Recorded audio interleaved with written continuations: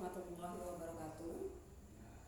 Selamat pagi anakku semua yang ada di rumah. Mudah-mudahan pagi hari ini kalian semua tetap masih di rumah atau stay at home dalam keadaan sehat. Begitu juga mudah-mudahan kita semua dilindungi oleh Allah Subhanahu wa taala.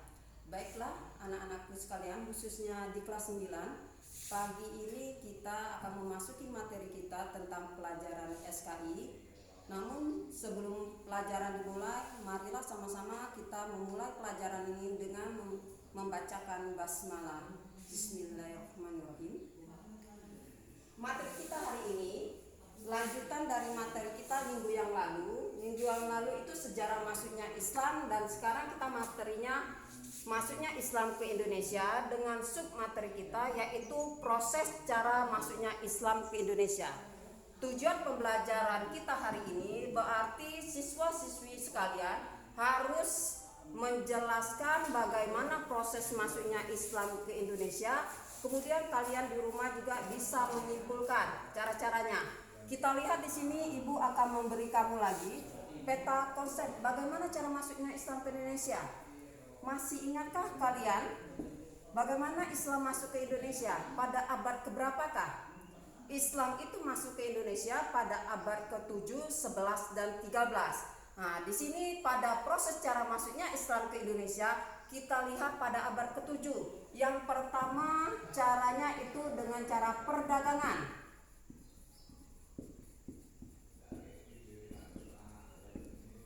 Di sini dengan cara perdagangan diketahui.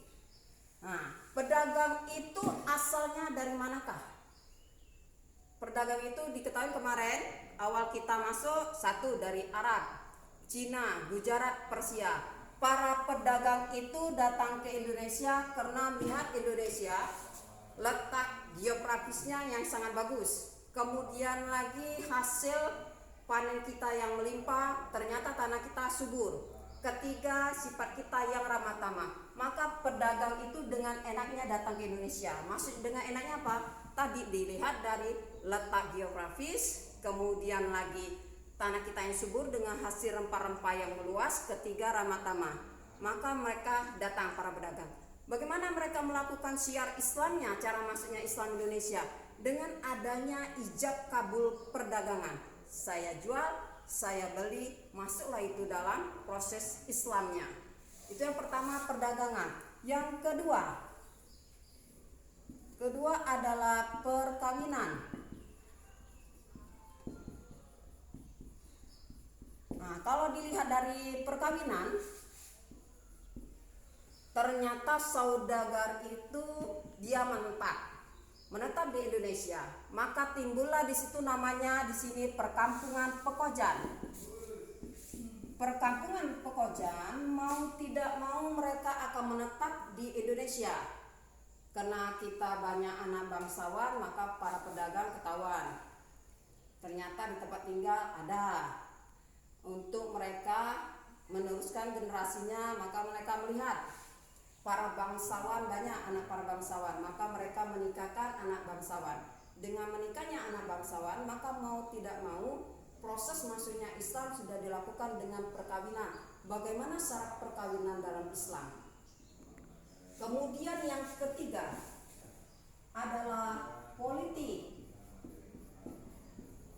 Ketiga, politik ini strukturnya di Indonesia memiliki kerajaan Hindu dan Buddha, khususnya politik ini adanya di Pulau Jawa. Nah, adanya di Pulau Jawa, ternyata para raja untuk menyuburkan rakyatnya, kemudian lagi hasil panen yang berlimpah. Maksud Ibu menyuburkan rakyatnya apa? Dengan hasil panen yang berlimpah. Ada kerjasamanya antara pedagang. Bukan sini jalurnya politik sama pedagang. Para pedagang yang datang dari luar, kemudian dia tadi prosesnya ada perkawinan, politik. Dengan menikahnya para pedagang dengan anak-anak bangsawan, maka mau tidak mau politik berjalan. Contoh kita masa lalu, politik yang ada di Sumatera, adanya di Sriwijaya, adanya perkawinan para anak bangsawan, maka mau tidak mau adanya pertukaran dalam sistem perdagangan untuk memajukan suatu daerah. Itulah masuk ke politik. Kemudian lagi yang keempat dia masuk adalah seni budaya. Dalam seni budaya, Ibu beri contoh yaitu seni wayang. Seni wayang pertama kali pelopornya adalah Sunan Bonang. Tahu-tahu yang memajukan adalah Sunan Kalijaga. Dari wayang saja ketahuan dari manakah para kiai kita bisa menyebarkan seni budaya. Ternyata wayang itu dapatnya dari Hindu, pelajaran Hindu dan Buddha, yaitu ceritanya Mahabharata. Maka Sunan Kalijaga menyebarkan Islam dengan pertunjukan wayang, namanya adalah pertunjukan sekaten. Ketika masyarakat Indonesia mau datang ke pertunjukan wayang, maka dengan syarat mengucapkan 2 kalimat syahadat. Mau tidak mau, masyarakat Indonesia yang tidak tahu ucapan 2 kalimat syahadat, maka dia mengikuti terus. Maka diberi lagi penjelasan. Cerita Mahabharata dari wayang digantilah oleh Sunan Kalijaga tentang rukun Islam dan rukun iman. Maka masuk di sini seni budaya. Seni budaya dalam penyebaran agama Islam.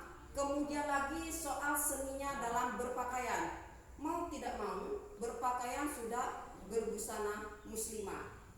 Kemudian yang berikutnya, dari seni budaya, maka timbul di sini lagi di bidang pendidikan.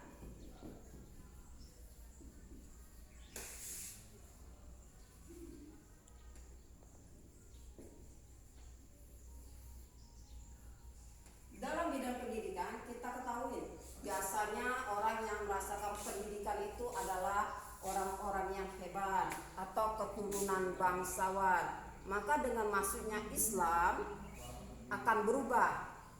Maka pendidikan bisa dimulai dari siapa saja. Maka masa pendidikan munculnya ada kita di Indonesia itu didirikan di musola atau di masjid. Maka pengajaran semua sudah ada masuk dalam bidang pendidikan. Tapi hebatnya Indonesia punya lagi di Pulau Jawa, yaitu Sunan Ampel. Dia mendirikan pondok pesantren yang bisa dimasukkan semua kalangan, bukan saja anak bangsawan, tapi rakyat jelata juga bisa mengecam pendidikan. Kemudian yang terakhir adalah tasawuf.